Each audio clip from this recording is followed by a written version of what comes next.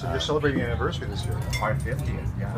It's incredible. It's our golden anniversary. So that's why this play is kind of like a mix. You know, it's basically about, you know, this Chinese guy and this Indian woman. They just got married, and they live in a studio apartment which has a washer dryer, but it's too small. So they have to decide whether they want to move to a larger place or to stay because of the washer dryer. And the place is actually owned by the South Asian woman. So she kind of like has second thoughts about really getting married and living with her husband, or staying in an apartment which only allows single people to live. So she has to decide between a washer dryer or a real life human being to live with.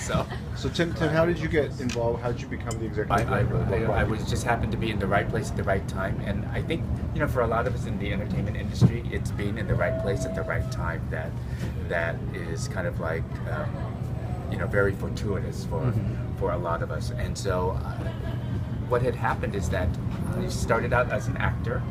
And when I was at East West, I kind of like learned how to do box office, I learned how to stage manage, I learned how to do the lights, I do all these kind of things.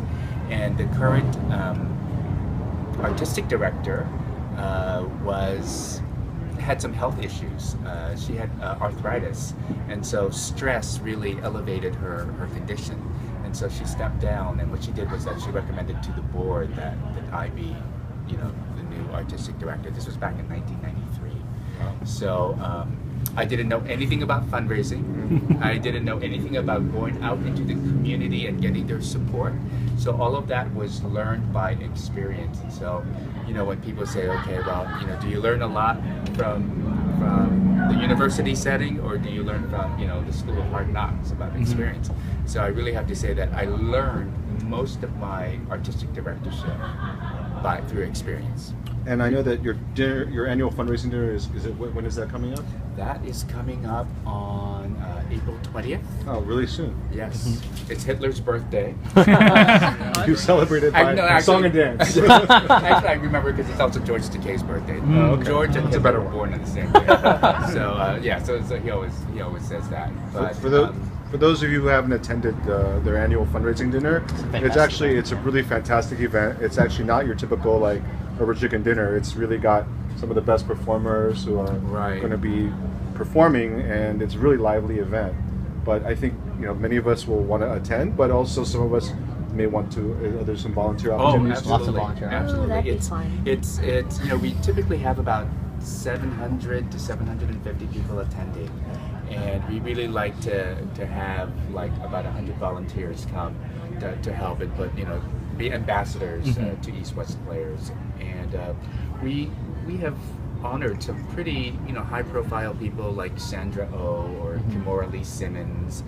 You had Reggie Lee last year. Reggie Lee from Grimm. So this year we're actually crossing our fingers that some of the people from Fresh Off the Boat will be able to be there, because I think that's pretty much a groundbreaking television series. Even though people have pros and cons about it, but I think, you know, just the fact that there's, you know, Asian American visibility on TV, and I think more and more is happening. You know, like Reggie on Grimm. You know, his part is getting a lot bigger in Grimm. But then you also have Marco Polo. It's a huge Asian cast there. Sure. Do you have do any of the people who are now you're seeing on television?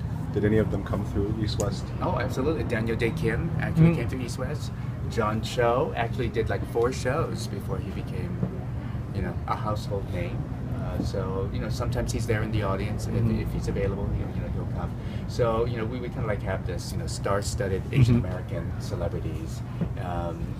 You know, John Chu, the director of, gosh, what's that? G.I. Joe. G.I. Joe, USC Trojan. USC Trojan. Yeah, we honored him a couple of years ago. C.S. Lee was just last year, right? C.S. Lee was in a show. Yeah, last year called Animals Out of Paper. Yeah. So hopefully, you know, he'll be part of it. Harry Shum Jr. So yeah, there's a lot of people that we have honored, because these people have really helped to raise the visibility of Asian Americans. And so Isn't there Asian American? What's his name? Steve Barron. Is he half Asian? Yes, he's half The one that was Korean. on Steve PBS Byrne? TV Steve show Byrne, for yeah. him. Oh yeah, Right. yeah. He's a Oh yeah, comedian. this. Yeah. Yeah. So I think it's really growing. I mean, who is it? Ken Jeong now. Ken Oh, Jeong. he's gonna be He's gonna have his own series, T-show. Yeah. Medical show. He's also in Glee. Dr. Ken. I yeah, know he's so- the stepdad or Yeah, stepdad to one of the cheerleaders. So I know part of your mission is to highlight, give Asian Americans opportunity to showcase their talent. But given that there's now this movement, seems like there's more Asian Americans in mainstream media and television. Right. Do you feel that an organization such as yours is still needed in this time? Well, I always joke that our mission is actually not to exist. That's our mission, because Asian Americans will just be in the fabric of the American landscape, that there's really no need to have East-West players where we're doing, where we're trying to, make the Asian American experience visible to everyone and to foster dialogue. That this will be normal. Something very interesting about this particular play is because this play has a South Asian woman, Chinese man, the overbearing Chinese mother, an my African, mom's here, really? an African American gay character, and a Caucasian landlord. And so it's really interesting that a lot of the younger people say, well, that's just life. That's just the way life is right now. Everything's all mixed and all that. But like the older generation, it's like, oh, it was the playwright that actually put all these people together. That this may not necessarily be real. And and I always tell them, if the television series Friends, that was very popular in the 90s, was done today, it could not be all white. Right? Jennifer Aniston and Arguably, it shouldn't have been all white even then. yeah, it's New York, and everything's mixed. No, we're really grateful that you took the time to see us. Oh, sure. I'm Thank you. glad that this could work out, and thank you again for your partnership with the Plate by Plate. I was able to come again. I think we were honored maybe 2 years ago, so I came last year, which was at the Peterson Automotive, Yeah. which I thought was really great. Right. Well, you'll be invited again this year. Great. And we're not going to be doing it at Peterson because they're doing renovation. Oh. So we'll be at a location, I believe, downtown. Yeah, California Market Center. Really? Yeah. Oh, that's So, fantastic. give I you love it. arrangement. And it's so important because everyone is trying to reach out to the Asian American community. I mean, there's so many reports coming out in terms of how affluent the Asian Yeah, they had American one community is. LA Times about like arts. and Chinese- today. Yeah. Right. And so it's really important that they want our dollars. Everyone wants our dollars. So, There's a YouTube series about like rich Canadian Chinese women or something like that. What was that show called? It's about like it's kind of like K-Town or Oh yeah, I saw that. something. Yeah. It's like spoiled rich. Yeah, spoiled rich Canadian kids. girls. Yeah. Of, like, right. I don't know if that's the best of images, but But at it's least- something. Take it with the bad. There's still there's always pros and cons Yeah. to every sort of imaging, right? Going back with Fresh Off the Boat, just wondering, what is your personal take on that show? Like, what do you think of it? Because Eddie Huang was he wrote an op-ed, right? Yes, that didn't like it. Yes, Yeah. which was kind of like controversial. It's like, he was not used to the actual creation of television shows on network TV, because it is a really interesting process, Right. and it is so collaborative that it's not just one person's perspective on how a show should be run, even though it's based on his book and all that. But I think it's great. I think that for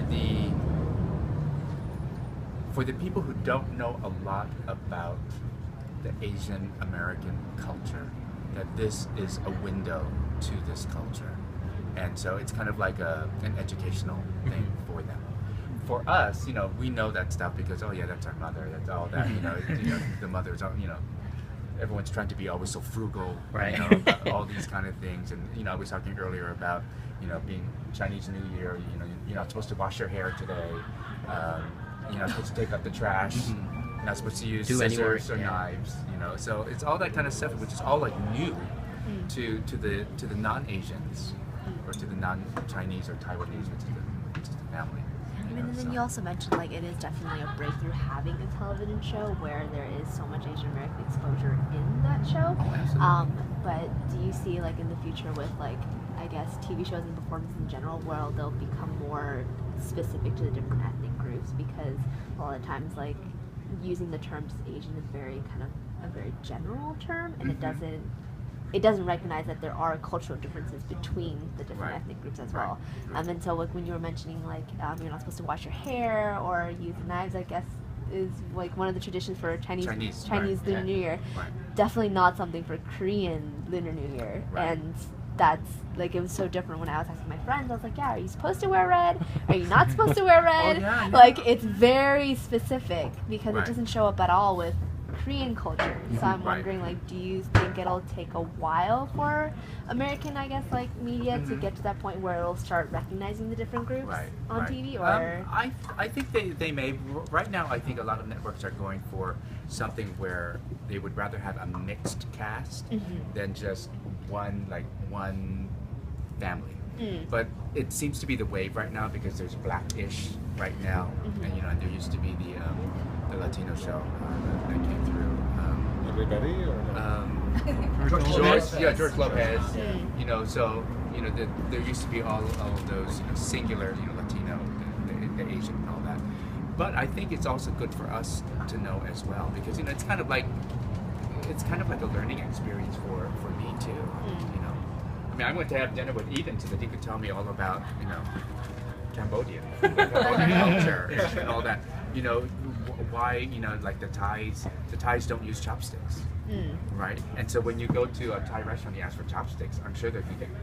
I mean, they're all about like forks and spoons. I had a roommate who thought it was really weird that I was using chopsticks, and I was weirded out too because it's kind of different. And what cultures take off their shoes when they enter the house? It's like you need to learn all about that kind of stuff. And so now there's just so much information out there that I think it's really important. So all of us are learning it at the same time.